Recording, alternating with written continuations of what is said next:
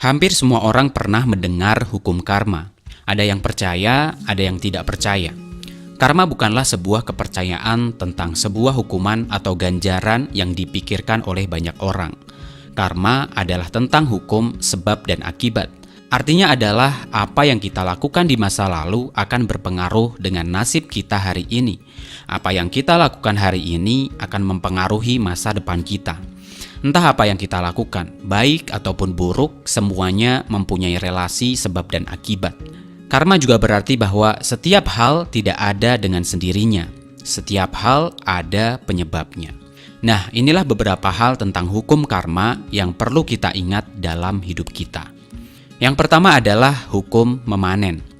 Apa yang kita tanam, maka itulah yang akan kita panen.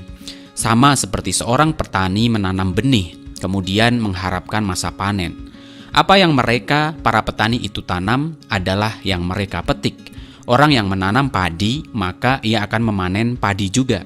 Tidak mungkin kita menanam padi tetapi tumbuhnya rambutan.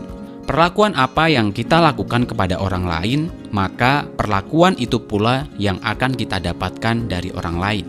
Ketika kita memilih untuk memperlakukan orang lain dengan benar, maka kita akan mendapatkan perlakuan yang benar juga dari orang lain. Mungkin memang perlu waktu, seperti orang menanam benih juga perlu waktu sampai pada masa panen. Kebaikan juga seperti itu. Kebaikan yang kita lakukan hari ini kepada orang lain pasti akan berbalas. Apakah hari ini, besok, atau entah kapan. Bantuan kita yang tulus hari ini pasti akan berbalas dengan bantuan ketika mungkin kelak ketika kita membutuhkan.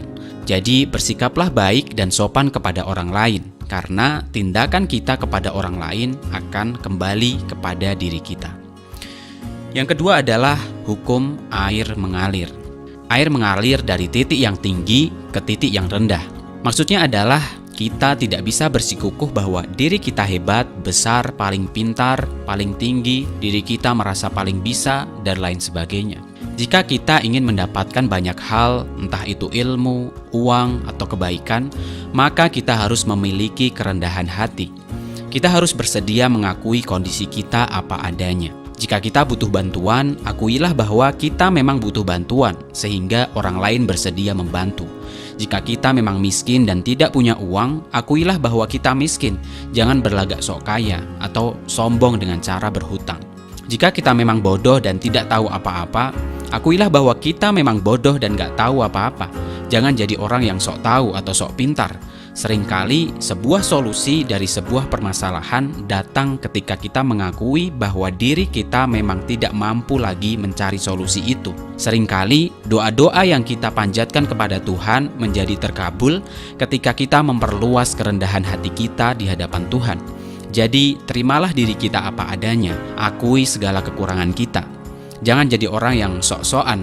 Ketika kita sok-sokan, artinya kita sedang meninggikan posisi kita, sedangkan air hanya bisa mengalir ke tempat yang lebih rendah. Air tidak pernah mengalir ke tempat yang lebih tinggi. Yang ketiga adalah hukum kesesuaian. Ketika kita berubah, lingkungan kita juga akan berubah. Hukum kesesuaian menjelaskan tentang bagaimana lingkungan dan segala sesuatu yang ada di sekeliling kita adalah bagaikan cermin daripada diri kita sendiri. Oleh karena itu, ketika kita menginginkan sebuah kebaikan, maka yang harus kita rubah pertama kali adalah diri kita sendiri. Ubahlah diri kita menjadi lebih baik, maka lingkungan sekitar kita juga akan mengikuti menjadi lebih baik juga. Kita ingin teman yang baik misalnya, atau pasangan yang setia. Maka untuk mewujudkan keinginan itu, yang harus kita lakukan adalah dengan cara membuat diri kita lebih baik dan menjadi pribadi yang setia. Dan percaya atau tidak, kita akan selalu ditemukan dengan orang-orang yang selevel dengan diri kita. Jika pikiran kita kerdil dan selalu sibuk dengan hal yang sangat tidak penting, maka kita juga akan ditemukan dengan orang-orang yang seperti itu juga. Ketika kita bisa berubah menjadi lebih baik, maka kita akan ditemukan dengan orang-orang yang lebih baik juga. Begitu juga dengan rezeki. Percaya atau tidak, rezeki akan selalu mengikuti kapasitas pikiran kita. Orang yang berpikiran besar akan ditemukan dengan rezeki yang besar juga. Orang yang berpikiran kecil dan sibuk dengan hal-hal yang kecil akan ditemukan rezeki yang sesuai dengan pikiran dia. Percaya atau tidak, ketika kita bertumbuh dan selalu mau untuk belajar, maka rezeki kita akan terus bertambah sesuai dengan pertumbuhan, pengetahuan, dan pengalaman kita. Jadi sebelum kita menuntut sesuatu, pantaskan diri kita terlebih dahulu untuk menerima sesuatu itu. Yang keempat adalah hukum remedial. Dalam hidup pasti ada ujian yang harus kita lalui. Ujian bisa berbentuk sebuah kesedihan. Ujian juga bisa berbentuk sebuah kesenangan dalam hidup. Ujian juga bisa berbentuk sebuah peperangan, perang melawan hawa nafsu kita. Hawa nafsu untuk marah, untuk malas, untuk lupa dengan kewajiban, dan lain sebagainya. Setiap kita menghadapi masalah dalam hidup, itu adalah ujian yang harus kita lalui. Kita harus lulus dalam ujian itu agar kita bisa naik level, naik kelas. Dan ketika kita gagal dalam ujian dan masalah kita, maka ujian atau masalah yang sama akan datang lagi. Atau istilahnya remedial, mengulang ujian yang sama. Dan selama kita tidak lulus dari ujian itu, selamanya juga kita tidak bisa naik level atau naik kedewasaan kita. Kadang kita bingung dengan sebuah masalah yang selalu berulang-ulang. Masalah datang dan tidak kunjung selesai. Hidup rasanya seperti seekor hamster yang berlari di dalam roda yang berputar. Tidak bergerak, tidak maju, terasa capek, hidup terasa monoton dan stuck. Nah, ketika kita mengalami yang seperti itu, mungkin kita perlu bertanya, ujian apa yang diberikan Tuhan yang belum kita selesaikan? Mungkin kita belum lulus ujian kesabaran. Mungkin kita belum lulus ujian tentang bagaimana harus menerima orang lain. Atau ujian-ujian yang lainnya. Setiap masalah pasti mengajarkan pelajaran baru untuk diri kita. Ketika kita bisa mengambil hikmah dan intisari dari masalah itu, kita akan lulus ujian dan kemudian kita akan naik level. Yang kelima adalah hukum keterhubungan. Hari kemarin, hari ini, dan hari esok adalah time frame yang senantiasa terhubung. Kita tidak bisa melihat kesuksesan seorang Jack Ma misalnya hanya dengan kacamata hari ini. Jika kita ingin melihat Jack Ma secara keseluruhan, kita juga harus melihat Jack Ma 5 tahun yang lalu atau 10 tahun yang lalu. Bagaimana dia harus berjuang, bagaimana dia harus membangun bisnisnya, dan lain sebagainya. Kita juga harus mengikuti dan mengetahui apa pandangan Jack Ma tentang masa depan. Jadi kita harus berpikir dengan 3 time frame itu. Lihat kondisi kita hari ini.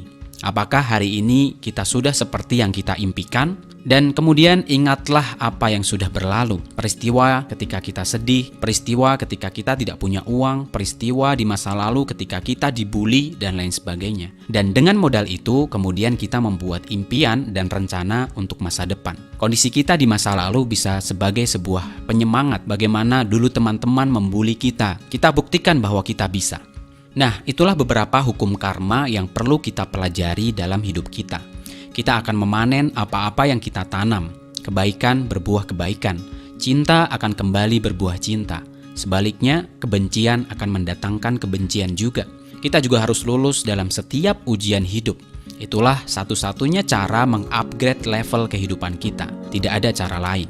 Oleh karena itu, kita harus percaya bahwa setiap masalah dalam hidup adalah sebuah peluang untuk diri kita agar kita bisa naik kelas. Jangan merutuki masalah, segera ambil langkah dan selesaikan masalah itu. Nah, itulah beberapa hal yang bisa saya sampaikan. Tetap sehat, tetap semangat. Jika kamu suka dengan channel ini, like dan subscribe untuk mendapatkan informasi yang lainnya.